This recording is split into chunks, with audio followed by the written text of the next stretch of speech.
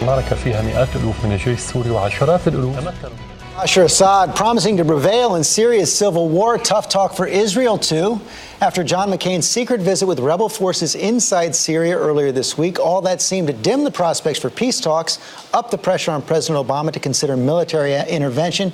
Here now to debate America's options, ABC's global affairs anchor, Christiane Amanpour, Bobby Ghosh, the editor of Time International, and Aaron David Miller, top Middle East envoy under several presidents, now with the Wilson Center. Thank you all for being here. And Christiane, a lot of developments this week. Clearly Assad feeling his oats this week. The European lift the arms embargo. You have the Russians saying they're going to send the defense systems to Syria as well. And the rebels reluctant to join the peace talks. I know you've been talking to all sides here. Where do you see this going next? Well, I've been speaking to fighters inside Qusair. Now, this is very important. It's a town strategically located that if the Assad regime wins, it could turn the case. Indeed, they have, with the help of Hezbollah, which has been a huge new introduction into this war. Hezbollah fighting on behalf of the Assad regime, aided by Iran. Rebels barely hanging on. I've spoken to two top Russian officials whose basic policy appears to be Putin's policy to basically shove it to the United States, stick it to the United States, sending these advanced missile systems, saying don't even think about intervening because we now have these huge surface-to-air missiles that are going to Syria, to the Assad regime, despite pleas practically on bended knee from Secretary of State John Kerry, from the Israeli Prime Minister Benjamin Netanyahu, both went to Moscow to beg Putin, do not send these missiles. And Bobby, you believe the United States should push back against that? I think so. I don't see that there is an option. This is a vital part of the world.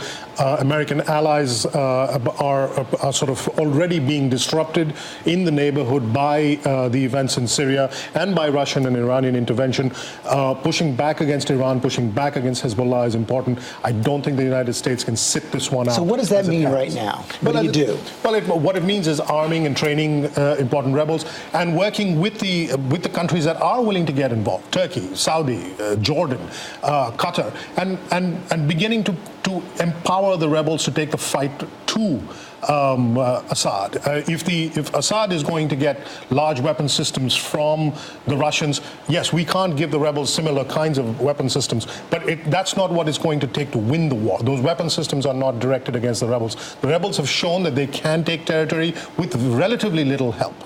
And that help has dried up. It needs to be brought back up. You're putting up a big go slow sign. Yeah, I think it's going to get worse before it gets worse. I think to say there are no good options is an understatement. There are really bad options for this president, who, in my judgment, has willfully and wisely decided that no application of military power, unless he's prepared to define a strategy, literally to identify a comprehensive military strategy that would degrade and ultimately undermine and get rid of Assad. That would include U.S. troops? No. Not necessarily. No. Arm and train, no-fly zone, and sophisticated weapons to carefully vetted rebel groups. I mean, that's a military strategy that the administration could address. The problem is, and I know Afghanistan and Iraq are false analogies here. No one's talking about boots on the ground. The apt point is this. The relationship between the application of military power and the end state. That is the single greatest constraint that this president is facing. How does the application of American military power not only degrade and undermine the Assads, but get the Syria you want? How do you deal exactly without owning it? And that question, Christiane, that question is really important. These are all straw men and all red herrings because you can't keep fighting the last war. And what's happened here is that now we are witnessing right now, and honestly, it's not too dramatic to call the alarm right now. A regional sectarian war has broken out. Iraq, Lebanon involved. Lebanon, Sunni Shiite, and involved in Syria. Iraq, Sunni Shiite. American allies, Turkey and Jordan, buckling under the pressure of all these refugees. And this is spreading out. Israel involved, using its own power. But then that gets to my question. Do we want to be in the middle? And ask Bobby it's not about being in the middle, of a regional civil war? It's not really about being in the middle. There are several choices.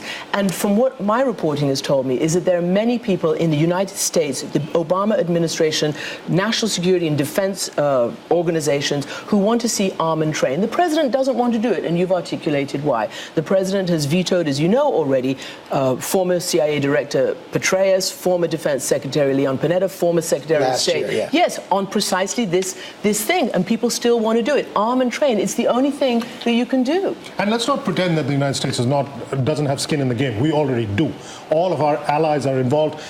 Before any important weapon systems go up, Israel will have a say. Israel has already flown flights into Syria to take out systems, and let's not imagine that does not have ramifications for us. Even if Israel acts alone, the message that is being sent to the Middle East and to the wider world that the United States already has kinetic involvement through Israel in Syria. Aaron, let me ask you this. If the Russians are so determined to stick by Assad, is there any way that this comprehensive strategy that you laid out earlier can work? If the President of the United States declared that it was in the vital national interest of this country to undermine and get rid of the Assads and to assume responsibility for the quote-unquote new Syria, stabilization force, the billions of dollars that are going to be required to put Humpty Dumpty back together again, yeah, the United States could do that. But governing, George, as you know, is about choosing. This isn't about the Middle East, it's about the middle class. And this president, second term, one of only 17 in American history, believes his legacy is transformational at home. It's a domestic legacy. His role is not to get America into additional profitless wars abroad. It's to get America out of them. And that priority is extremely important. Clearly the priority, Christiane. The question would be, how can you put a limit on the strategy if it is necessary, in your view, to take more action? Yeah, it's not my view or not. It really is what's unfolding on the ground. And I think Bobby has articulated, and so has Aaron, two different views here. Either you can sit it out and watch this thing come back to bite you, because it will. It will. These are American allies around Syria who are being absolutely undermined and compromised and could very well end up in full-scale war. And this is what Assad wanted. I remember at the very beginning, Assad loyalists who had defected said this is what he wants to do. He wants to make it bad in Syria, make it bad, in Lebanon and Iraq, and sort of say, oh, well, I'm the only one who can be trusted to have, some kind of stabilizing force.